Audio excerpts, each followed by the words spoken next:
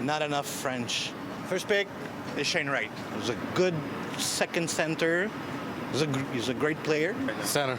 We don't have no center. We only have Suzuki. Shane Wright. Yeah, we have to give him time. We don't have to rush him. Otherwise, we'll end up with another Kotkaniemi. So just take the time with Shane Wright, and you'll be good. Actually, you should go for the best one available. Not Shane Wright? Not Shane Wright. By having somebody big in the front would help. It's like if you add somebody some weight, some height, and somebody that's hard to move in front of the net. And I don't think Montreal is going to stand like in the basement like they did this year. But then again, you never know. But it's like the Avalanche that went from last place to win the Stanley Cup in a couple of years. Well, why not Montreal?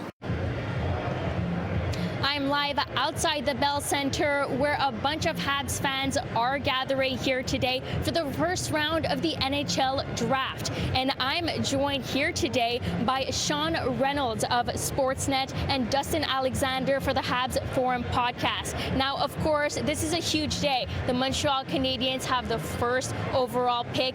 Who is it going to be? Is it going to be Wright, Slafkovsky, Cooley? What are we thinking? I think if I knew the answer specifically to that question, I'd be sitting at the Canadiens draft table in there right now. I wouldn't have time to do this interview. I think it's a fascinating question. It's what's making this such a fun draft to start out and, kind of keeping everyone in anticipation. I know in the last hit we talked, and the Montreal Canadiens had said they haven't figured out yet what they're going to do. I'm not sure I believe that. I think they know exactly what they're going to do. I think they've been thinking that for a while. I just think it may be a little bit of a surprise. Like 2 months back, this wouldn't have been a question. And now all of a sudden, Yaroslav Slafkovsky is just kind of shooting. His stock is going up and up and up.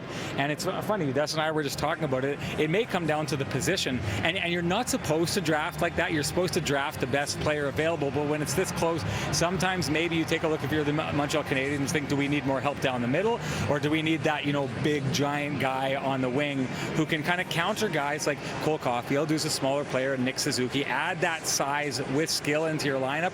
It's a tempting thing to do. So again, I think this is a very tough decision. If I'm a Habs fan, the intrigue is great, but the idea that there's not a clear-cut player to go to is a little bothersome because that's what the first overall pick is supposed to be. It's supposed to be a sure thing, and this year it's not.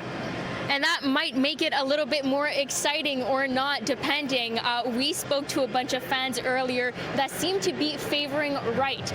Dustin, what are your thoughts on this? Who do you think is actually going to be the better fit for the Habs? Who do the Habs really need to make this, a winning team? To me, it's got to be Shane Wright. And we've been taught, like Sean mentioned earlier, we've been talking about Shane Wright since he was scoring 39 goals in the OHL at 15 years old. And over the last 6 months, we've known the Habs are basically going to be, in the basement of the NHL standings. We had hashtag Pain for Shane online. And we've been talking about him for the last 6 months. It just makes a lot of sense. And as a Habs fan, I think we all know that for the last 20 years, we've been searching for that first-line franchise center. And now we have a chance to have Suzuki and Wright. I think having those two guys is just way too much to pass up. And of course, it's always the talk of size. Slafkovsky, big guy, seem to want to have that possibly in Montreal. Is that something that might sort of bend in the manager's mind? Do you think Kent Hughes might be like, oof, I see the confidence in this guy? Do you think that's going to change his mind possibly? Who knows what his actual mind is or, where he's at? I mean, Shane Wright's not a small kid, right? And he plays a really good game. When you're drawing comparisons to a guy like Patrice Bergeron, again, Patrice Bergeron isn't the biggest guy in the league, but he's the last guy I want to go up against. And, that's the one thing, to the point that he's talking about, you want strength down the middle in an organization. And when you've got a center who's able to contribute the way that Shane Wright is offensively, and yet be as sound and defensively ready to walk into the NHL as he is, it's hard to pass that up. It's kind of crazy that we're having this conversation because he's right. It seemed like a lock for a long time. You want to get a center first overall. You want a guy who's capable of playing both sides of the ice. Shane Wright can do this. The thing that was bothering scouts towards the end of it is that when you see him play, a number one is supposed to pop every time you see him play at the junior level, and scouts were finding that wasn't happening. I think it's tough. Again, we talked about it in the COVID era with so much shutdown and so much of his development lost. previous to COVID. That created some problems. But what you did see from Slafkovsky, and there's really no question about it, is when he played in the Olympics, when he played in men's league, he was able to play that game alongside men. So you have a very good understanding that's going to transfer to the NHL level. If you're talking about a player like Shane Wright, who, you know, was maybe not the most visible at the junior level, you got to wonder how that's going to translate to a man's game in the NHL. Of course. And are we thinking that, you know, there will be a wild card? Are we going to be surprised? We're talking a lot about either Wright or Slafkovsky. Is it going to be Cooley? Is it going to be somebody else? Are we thinking that might happen? Are we going to be surprised? I mean, I think it very well could be Logan Cooley. I mean, I think he makes sense. Ken Hughes and Martin St. Louis have both shown that they want guys that are fast, that have skilled players, and Logan Cooley definitely fits the bill there. So I really wouldn't be that surprised. I still believe that Shane Wright's going to be the pick.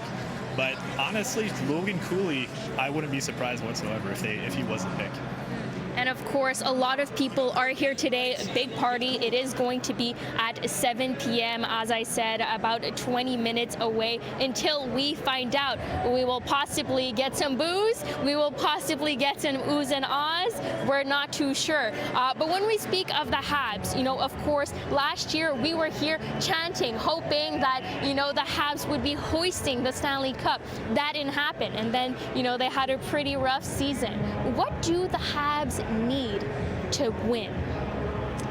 Well, it's interesting because you talk about them being the craziest stat. One of the craziest stats I've heard was that the Montreal Canadiens last season were the last team eliminated from the possibility to win the Stanley Cup, and then this last year they were the first team eliminated. Like, it is such a precipitous drop that happened. I mean, what they need to win is future. Like, this isn't this pick. Like, I hate to break it to you, but Shane Wright's not coming in and turning this team around and they're winning the Stanley Cup next year. That's not happening. What they do need to do is kind of find that sweet spot so all their guys are coming up together at the same time.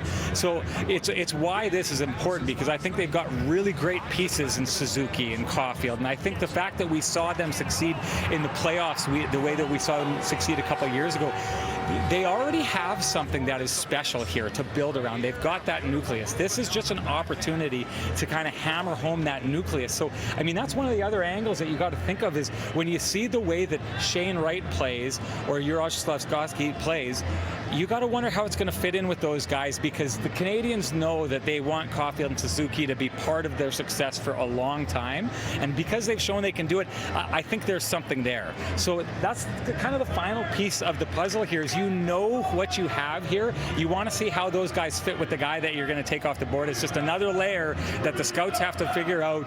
They are earning their paycheck this season. Absolutely, and you can already hear some chants. I think a lot of Habs fans are extremely excited to be back here, reminiscent of the good old days when the Habs were winning and had the potential for a Stanley Cup. But you'll be able to see at 7 p.m. on Sportsnet who is going to be the first overall pick.